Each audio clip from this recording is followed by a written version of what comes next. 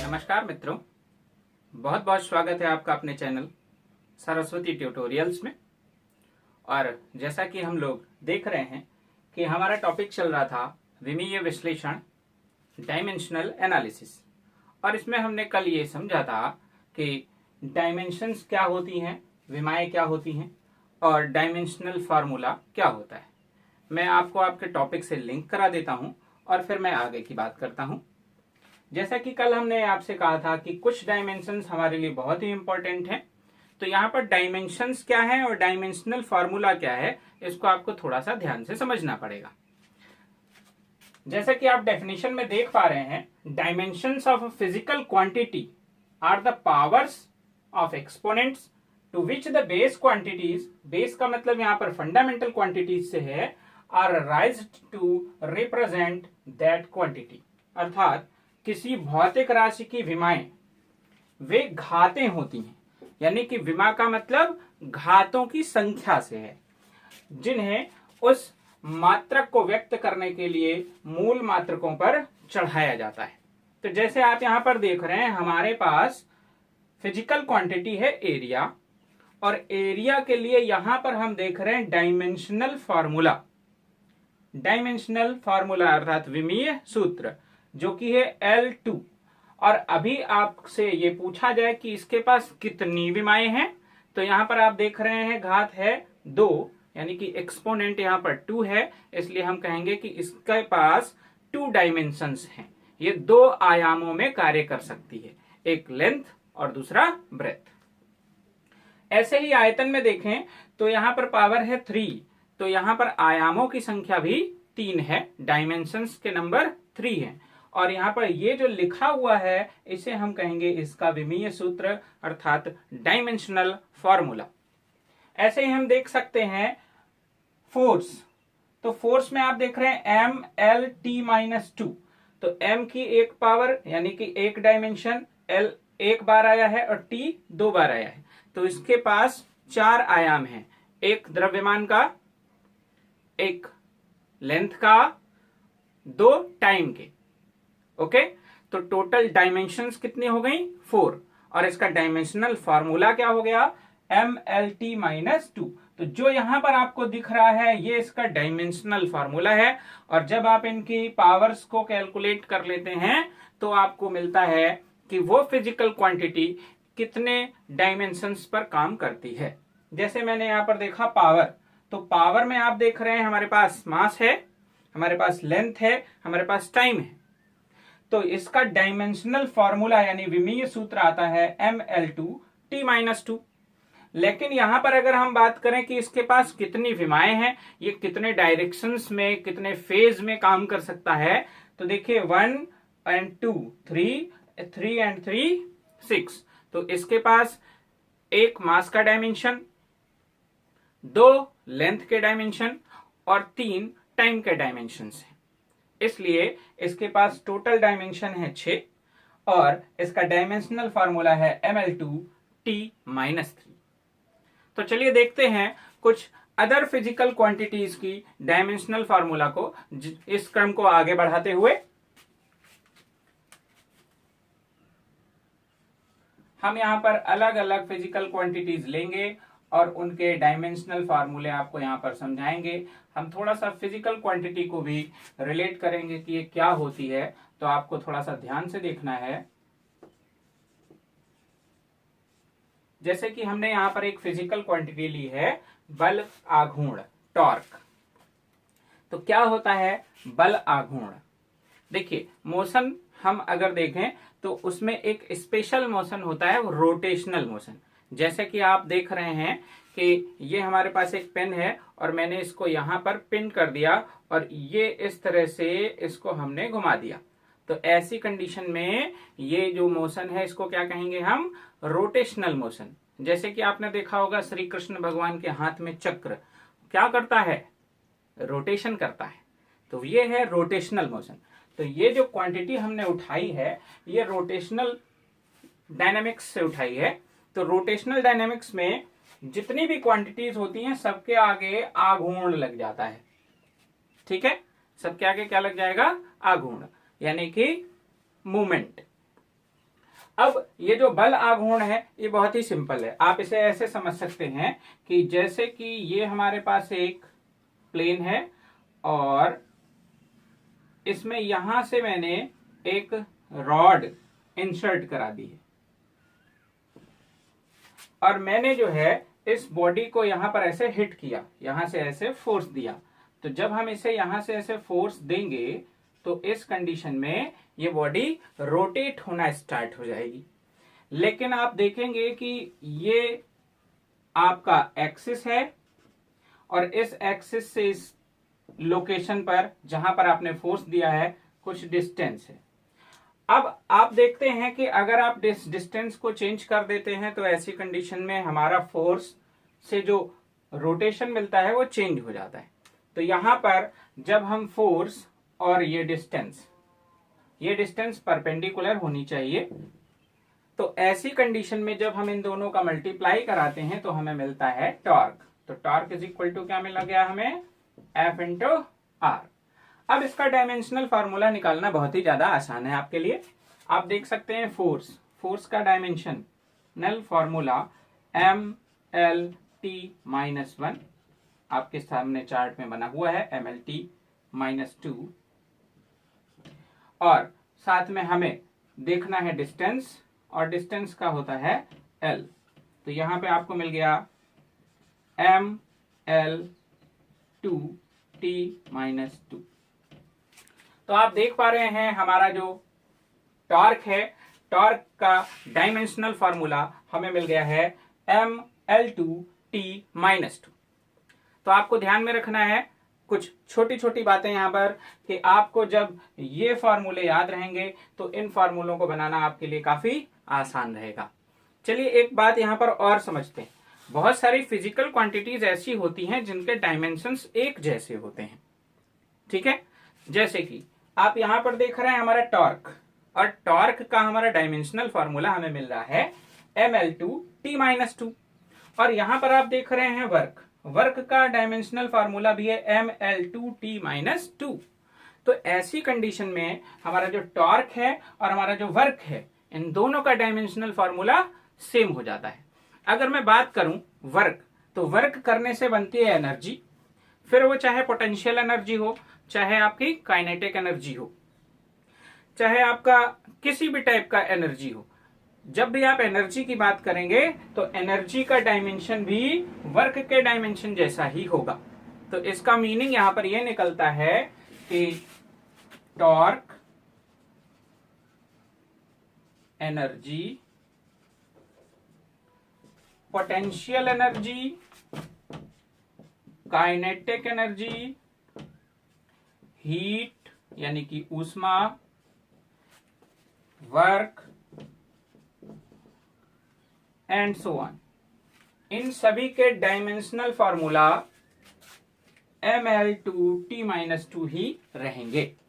तो ये होता है कि बहुत सारी फिजिकल क्वांटिटीज आपस में एक दूसरे से रिलेट भले ना करती हों, बट उनमें जो डायमेंशंस उपस्थित हैं, मास, लेंथ और टाइम, या इसके अलावा भी वो सेम भी हो सकता है। इसलिए इस तरह की क्वांटिटीज में हम देख रहे हैं कि बहुत सारी फिजिकल क्वांटिटी एक ही जैसी डायमेंशंस पर वर्क करती है। तो चलिए देखते हैं हम अपना अगला फिजिकल क्वांटिटी। तो हमारा नेक्स्ट फॉर्मूला है, ध्यान से देखिएगा, प्रतिबल, स्ट्रेस। तो चलिए समझते हैं यहां पर सबसे पहले प्रतिबल क्या होता है।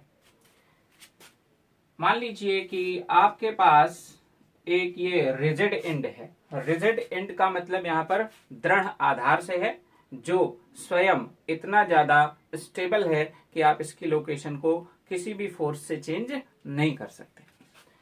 इससे आपने एक वायर इस तरह से हैंग कर दिया है, ठीक है, और इस वायर के पास जो बेसिक क्वांटिटी अभी आपको दिख रही है वो है लेंथ।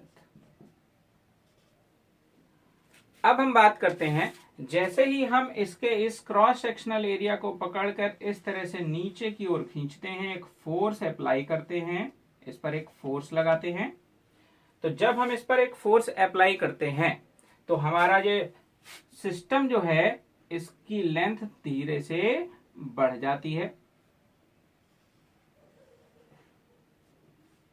लेट अस से this length is delta L. अब हम क्या देखेंगे कि जब हम इसे पकड़कर अंदर की ओर खींचते हैं तो इसके जो एटम्स हैं उनका कॉन्फ़िगरेशन चेंज हो जाता है, और एटम एटम के ऊपर पहले से ही फोर्स लगा रहा होता है। तो जब इसे हम नीचे की ओर खींचते हैं तो एटम इसे ऊपर खींचने की कोशिश करते हैं, तो एटम इसको ऊपर की ओर खींचने की इस तरह से कोशिश करते हैं, तो एक फोर्स अंदर से उत्पन्न हो जाता है।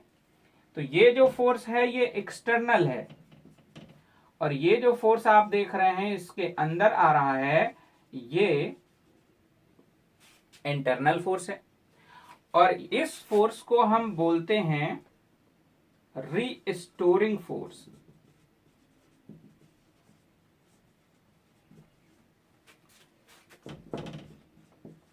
प्रत्यानयन बल। तो यहां पर आप देख रहे हैं एक फिजिकल क्वांटिटी हमारे पास L है और इसके पास एक क्रॉस सेक्शनल एरिया है। तो जब हम एक यूनिट क्रॉस सेक्शनल एरिया पर रीस्टोरिंग फोर्स को देखते हैं, ऐसी कंडीशन में इस सिस्टम के अंदर जो फिजिकल क्वांटिटी आती है उसका नाम है यहां पर प्रतिबल यानी कि स्ट्रेस।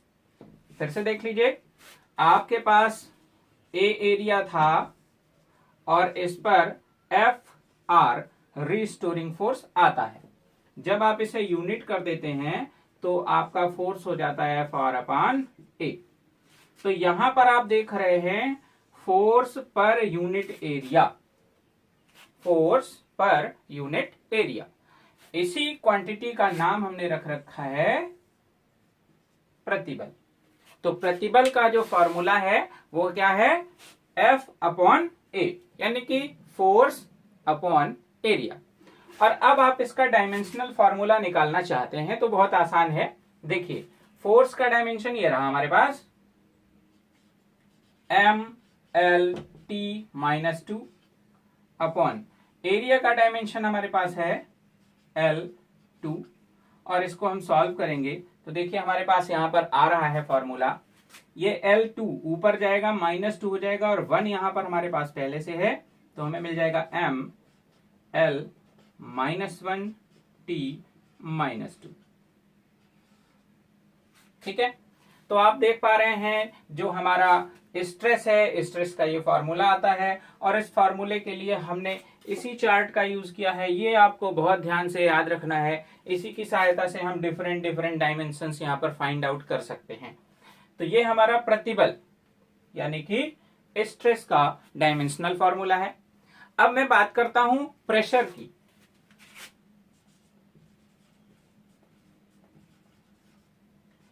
प्रेशर का फॉर्मूला भी आप जानते हैं, फोर्स पर यूनिट एरिया होता है F अपॉन ए।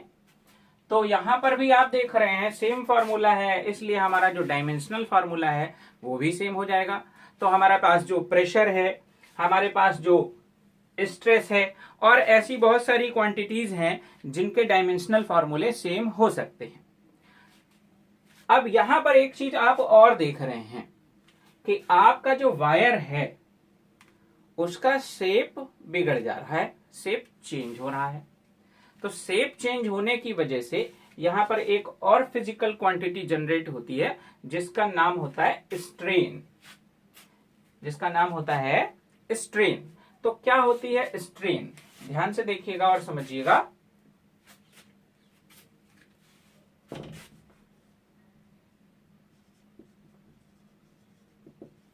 स्ट्रेन को हिंदी में हम विकृति कहते हैं, और जैसा कि इसका नाम है विकृति, तो विकृति का मतलब होता है डिफॉर्म्ड हो जाना।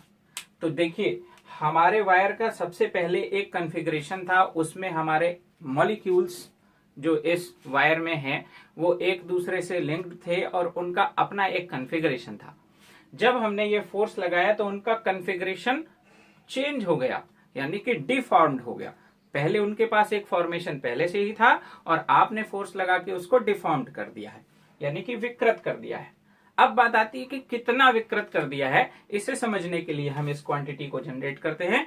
तो ये जो क्वांटिटी होती है ये होती है डेल्टा एल अपॉन एल, यानी कि जो हमारा चेंज आया है उसको जब हम ओरिजिनल सिस्टम से डिवाइड करते हैं तो हमें पता चलता है कि हमारे पास कितना स्ट्रेन डेवलप हुआ है। आगे आने वाले चैप्टर्स में हम इस स्ट्रेस और स्ट्रेन को बहुत अच्छे से एक्सप्लेन करेंगे। हमारे पास अभी मैकेनिक्स में एक टॉपिक आएगा इलास्टिसिटी, जिसमें हम इन चीजों को और अच्छे से समझेंगे। तो फिलहाल स्ट्रेन का फॉर्मूला हमारा यहाँ पर आ चुका है डेल्टा एल अपॉन एल। तो अभी अगर मैं इसका डायमेंशनल फार्मूला निकालूं तो यहां पर डेल्टा एल भी एक लेंथ है और एल भी एक लेंथ है। ऐसी कंडीशन में डेल्टा एल के लिए भी एल यूज होगा और इसके लिए भी एल यूज होगा। तो आप यहां पर देख पा रहे हैं दोनों कैंसिल आउट हो जाएंगे और आपके पास आ जाएगा एल जीरो। आप इसे इस तरह से भी लिख सकते हैं M zero L zero T zero, यानी कि ना तो यहां पर मास का डायमेंशन आ रहा है, ना ही लेंथ का डायमेंशन आ रहा है, ना ही टाइम का डायमेंशन आ रहा है और ना ही कोई अदर बेसिक फंडामेंटल क्वांटिटी का डायमेंशन यहाँ पे प्रेजेंट है। तो जो हमारी स्ट्रेन है ये डायमेंशन लेस क्वांटिटी है। बहुत सारी क्वांटिटीज ऐसी होती हैं, अभी हम डिस्कशन करेंगे इस टॉपिक के बाद, कि जिनके पास कोई भी डायमेंशन नहीं होता है। तो आपको ध्यान से देखना है। यहाँ पर आप देख पा रहे हैं कि स्ट्रेन का डायमेंशन नहीं है। अब जब आप इस वायर को खींचते हैं तो दो क्वांटिटीज यहां पर जनरेट हो चुकी हैं, एक है आपका स्ट्रेस और दूसरा है स्ट्रेन। अब ये जरूरी नहीं है कि आप किसी वायर को खींचें। आपके पास एक बॉल है, आप उसे कंप्रेस कर सकते हैं या उसे खींच सकते हैं।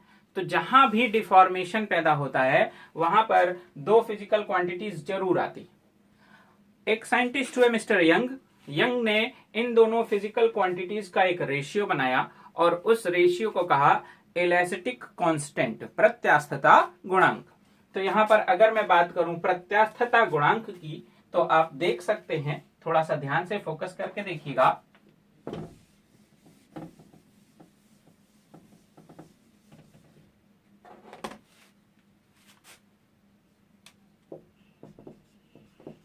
प्रत्यास्थता गुणांक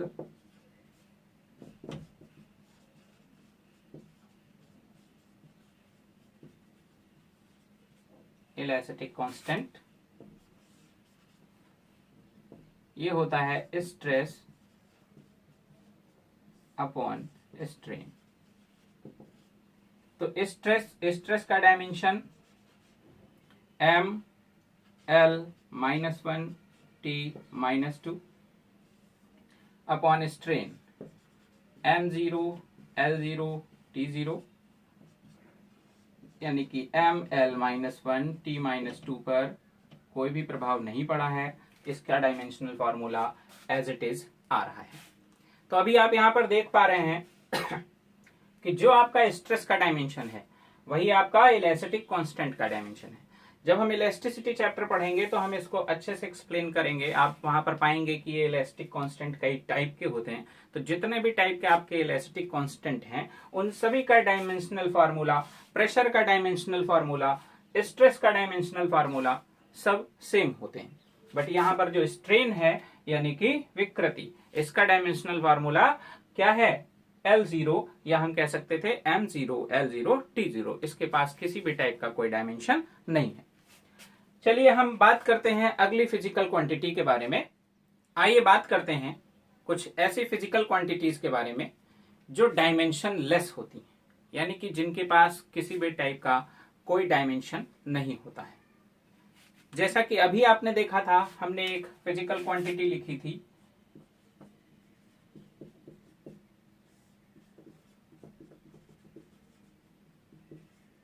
स्ट्रेन, और आपने देखा था इसका formula delta L upon L, और यहाँ पर इस वजह से इसके पास डायमेंशन आई थी m0, l0, t0।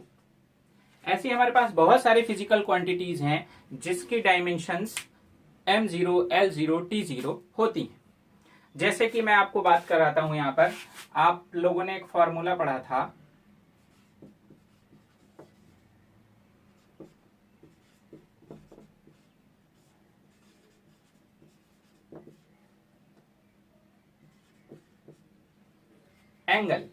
Angle is equal to arc upon radius. Angle का मतलब यहां पर हमारे कोण से है, आर्क हमारा चाप, रेडियस हमारी त्रिज्या। तो अगर हम आर्क के बारे में बात करें, जैसे कि मैं यहां पर आपको हाथ अपना दिखा रहा हूं और आप इस चीज को देखते हैं, तो ये एक आर्क है, क्योंकि ये कहीं ना कहीं एक सर्किल पूरा करेगा। तो आर्क के पास होता है लेंथ, इसके पास भी लेंथ है और रेडियस के पास भी लेंथ है। तो ऐसी कंडीशन में आर्क अपॉन रेडियस क्या मिल गया आपको, लेंथ अपॉन लेंथ, और दोनों के डायमेंशन सेम होने की वजह से यहां पर ये दोनों एक दूसरे को कैंसिल आउट कर देंगे या पावर 0 कर देंगे। तो इसका भी डायमेंशन आपको मिल जाएगा m0, l0, t0। ठीक है, अब हम बात करते हैं यहां पर ट्राइग्नोमेट्रिक रेशियोज की।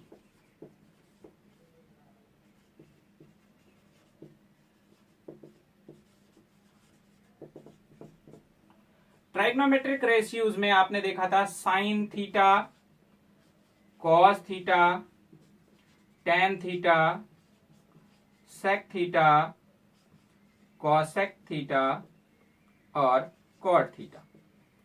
और इन सभी के फॉर्मूले में आप ये पाते थे कि ऑल ओवर ये किन्हीं दो साइड्स का रेशियो होते हैं, जैसे साइन लंब बटे कर्ण, परपेंडिकुलर अपॉन हाइपोटेनियस। तो ऐसी कंडीशन में परपेंडिकुलर भी एक लेंथ है, ठीक है, और हाइपोटेनियस यानी कि तिरछी इस तरह से वाली, स्लैंट वाली, तो ये हाइपोटेनियस भी आपके पास एक लेंथ है, और दोनों ही लेंथ होने की वजह से दोनों की डायमेंशन से एक दूसरे से कैंसिल हो जाएंगी। और इस कंडीशन में इन सब का dimensional formula m0, l0, t0 आएगा। बात करते हैं रिफ्रैक्टिव इंडेक्स। क्लास 10th में हम लोगों ने प्रकाश चैप्टर में पढ़ा था अपवर्तनांक, रिफ्रैक्टिव इंडेक्स।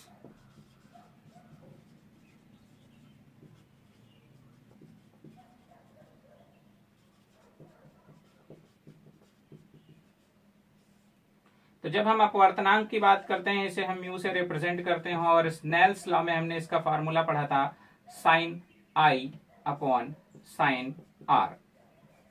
तो देख सकते हैं आप यहाँ पर ये भी डायमेंशनलेस है, ये भी डायमेंशनलेस है, तो इस म्यू यानी अपवर्तनांक का डायमेंशन भी क्या हो जाएगा, m0, l0, t0। इस तरह से और भी बहुत सारी चीजें हैं जिनके डायमेंशंस नहीं होते हैं, ठीक है ना। तो ये सारी हमारी डायमेंशनलेस क्वांटिटी हैं।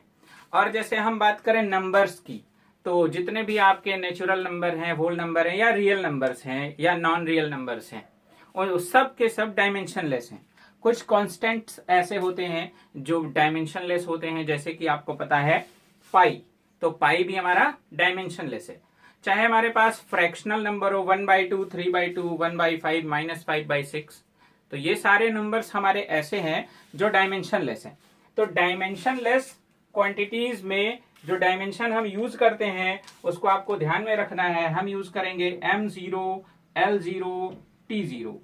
तो ये हमारी होती हैं डायमेंशनलेस क्वांटिटीज। ऐसे हम बहुत सारी फिजिकल क्वांटिटीज को डायमेंशनल फार्मूले के आधार पर वेरीफाई कर सकते हैं। जैसे कि मैं बात करूं पोटेंशियल की, लास्ट ईयर हम लोगों ने 10th में इलेक्ट्रिसिटी चैप्टर में टॉपिक पढ़ा था विभव यानी कि पोटेंशियल, और पोटेंशियल का हमारा फॉर्मूला होता था V is equal to W upon Q, ठीक है ना। अब इसमें W होता था वर्क और Q है चार्ज। तो W वर्क का डायमेंशन हमें पहले से पता है। और हम बात करते हैं चार्ज की, तो देखिए यहां पर charge Q is equal to हमें मिलेगा I इंटू टी, क्योंकि हम लोगों ने फार्मूला पढ़ा था I is equal to Q upon T. तो देखिए यहाँ पर हम देख सकते हैं आई का डायमेंशन, आई यानी कि यहाँ पर इलेक्ट्रिक करंट है जो कि हमारी फंडामेंटल क्वांटिटीज में आता है, और इसका डायमेंशन होता है ए। और साथ में हमारे पास टाइम है, तो यहाँ पर चार्ज का डायमेंशन भी हमने निकाल लिया है। तो चार्ज का डायमेंशन मिल चुका है, वर्क का डायमेंशनल फार्मूला हमें पहले से पता था। अब हम इन्हें रखकर अपने पोटेंशियल का डायमेंशनल फार्मूला फाइंड आउट कर सकते हैं। ऐसे बहुत सारी क्वांटिटीज हैं जिनका हम डिफरेंट डिफरेंट केसेस में यूज करेंगे और डायमेंशनल फार्मूला फाइंड आउट कर सकते हैं। तो आइए अब हम चलते हैं और देखते हैं कि ये जो डायमेंशंस हम निकाल रहे हैं इनका हम यूज कहां पर करने वाले हैं। तो हम यहां पर इसके 4 बेसिक यूज के बारे में बात करेंगे आज, लेकिन हम इसे एक एक करके समझते जाएंगे। तो चलिए देखते हैं इसके बेसिक यूजेस। डायमेंशंस में डायमेंशनल एनालिसिस का हमारा जो पहला यूज है वो है to check the correctness of a physical formula, भौतिक समीकरण की सत्यता की जांच करना। यहां पर हमारा मीनिंग ये है कि अगर हमें कोई एक फिजिकल फार्मूला दिया गया है तो हमें यह चेक करना है वह डायमेंशनली करेक्ट है और इनकरेक्ट है। तो कैसे यहां पर हम किसी भी फिजिकल फार्मूले को करेक्ट कहेंगे और किसे हम इनकरेक्ट कहेंगे, सबसे पहले इसे समझते हैं। तो जबकि हम अपना जो बेसिक आधार बना रहे हैं वो डायमेंशनल एनालिसिस है, यानी कि डायमेंशनल फार्मूला है, तो आपको ध्यान रखना पड़ेगा जब भी हमें एक फिजिकल रिलेशन या किसी भी टाइप की एक इक्वेशन दी जाती है तो उसके 2 पक्ष होते हैं, एक लेफ्ट हैंड साइड और दूसरा राइट हैंड साइड। अगर लेफ्ट हैंड साइड के डायमेंशंस राइट हैंड साइड के डायमेंशंस के इक्वल हो जाते हैं तो हम कहेंगे कि हमारा जो फिजिकल फार्मूला है वो करेक्ट है, और अगर ऐसा नहीं होता है तो हम ये कहेंगे कि हमारा फिजिकल फार्मूला इनकरेक्ट है। तो फिजिकल फार्मूले को डायमेंशनली करेक्ट होने के लिए यह जरूरी है कि उसके लेफ्ट हैंड साइड के डायमेंशनल फार्मूला और उसका राइट हैंड साइड का डायमेंशनल फार्मूला सेम होना चाहिए। चलिए यहां पर हम एक क्वेश्चन की सहायता से इसको समझते हैं, और हमारा यहां पर क्वेश्चन आप देख पा रहे हैं, to check the correctness of the expression of centripetal force F is equal to mv square upon R, यानी कि अभिकेंद्रीय बल के सूत्र mv स्क्वायर अपॉन आर की सत्यता की जांच करें। तो हमने यहां पर एक फॉर्मूला लिया है जिसमें एक वर्ड आ रहा है अभिकेंद्रीय बल, सेंट्रीपिटल फोर्स। ये लिया गया है आपके सर्कुलर मोशन से। जब हम सर्कुलर मोशन का चैप्टर पढ़ेंगे तो हम यहाँ पर इस फोर्स के बारे में सीखेंगे, लेकिन हम यहाँ पर डायमेंशनल एनालिसिस से इसके करेक्टनेस के बारे में पता करते हैं। F is equal to M V square upon R. तो अगर ये डायमेंशनली करेक्ट होगा तो इसके लेफ्ट हैंड साइड और राइट हैंड साइड के डायमेंशंस सेम होंगे। तो हमने यहां पर देखा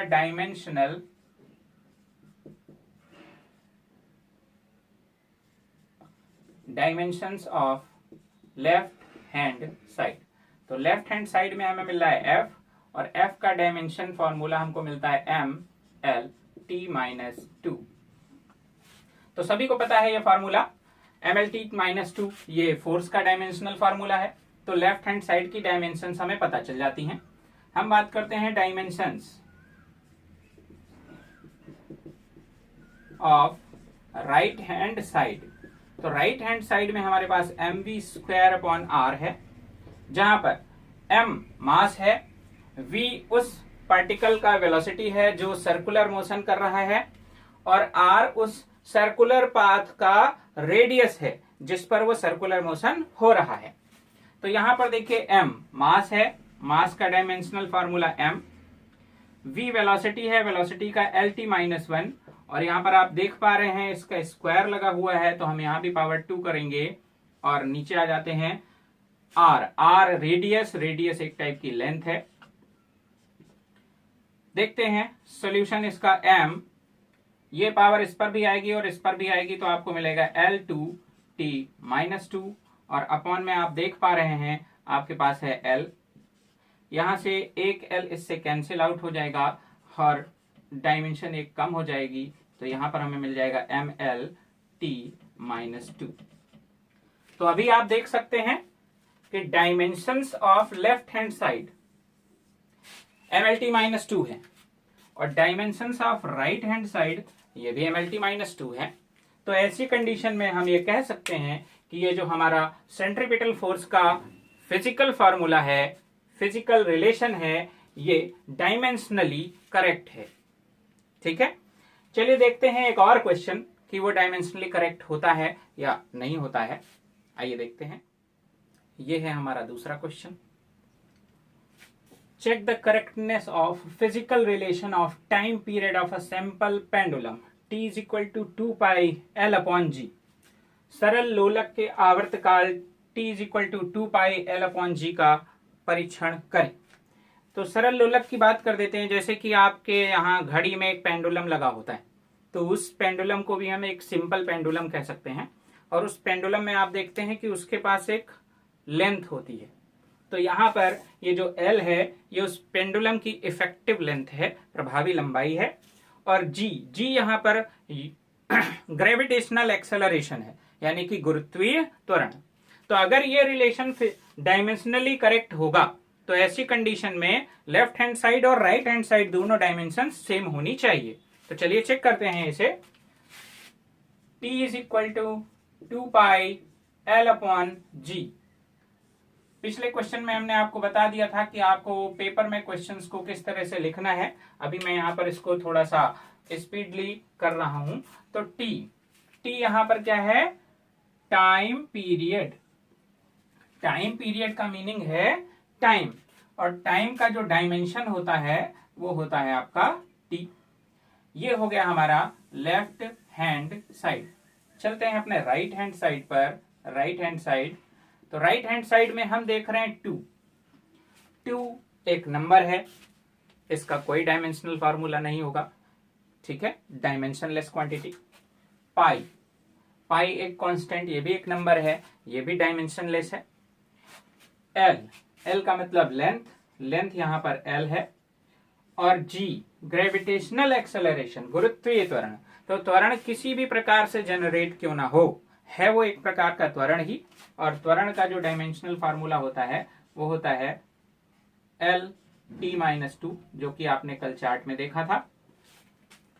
तो यहां पर हम देखें और इसे सॉल्व करें तो हमें मिलेगा रिलेशन। ध्यान से देखिएगा, L और L कैंसिल हो जाएगा। T-2 अगर ऊपर ले जाते हैं तो पावर हो जाती है T2। तो आप देख पा रहे हैं कि ये जो आपका रिलेशन है लेफ्ट हैंड और राइट हैंड साइड के बीच, ये नॉट इक्वल है, ये दोनों एक दूसरे के बराबर नहीं है। तो हम ये कह सकते हैं कि ये जो फॉर्मूला है ये डायमेंशनली इनकरेक्ट है, डायमेंशनल एनालिसिस के आधार पर यह सत्य नहीं है। इस तरह के बहुत सारे क्वेश्चंस हमें सॉल्व करने हैं। इसमें आपको क्वेश्चंस के लिए एक PDF इस वीडियो के लिंक में मिल जाएगी, जिसे आप सॉल्व कर सकते हैं। और उसमें अगर किसी भी टाइप का कोई प्रॉब्लम आपको होता है तो आप कमेंट बॉक्स में पूछ सकते हैं। मैं यहाँ पर आपको एक और चार्ट दे देता हूं, जो यहाँ पर आपके जो क्वेश्चंस हैं उनके सोल्यूशन में आपको बहुत मदद करेगा। चलिए देखते हैं उस चार्ट को। तो ये है वो चार्ट जो आपके लिए बहुत ही अत्यधिक उपयोगी है। कुछ फिजिकल क्वांटिटीज़ की डायमेंशंस हम पहले ही लेक्चर्स में डिस्कस कर चुके हैं, वो भी आप इस चार्ट में सम्मिलित कर सकते हैं। और इस आधार पर जो आपको अभी वीडियो में लिंक है PDF का, उससे आप क्वेश्चंस का सॉल्यूशन कर सकते हैं। तो आज के लेक्चर में फ़िलहाल इतना ही। हम आगे डायमेंशनल एनालिसिस के अदर यूजेस के बारे में चर्चा करेंगे। Thanks for watching. आपका बहुत बहुत धन्यवाद।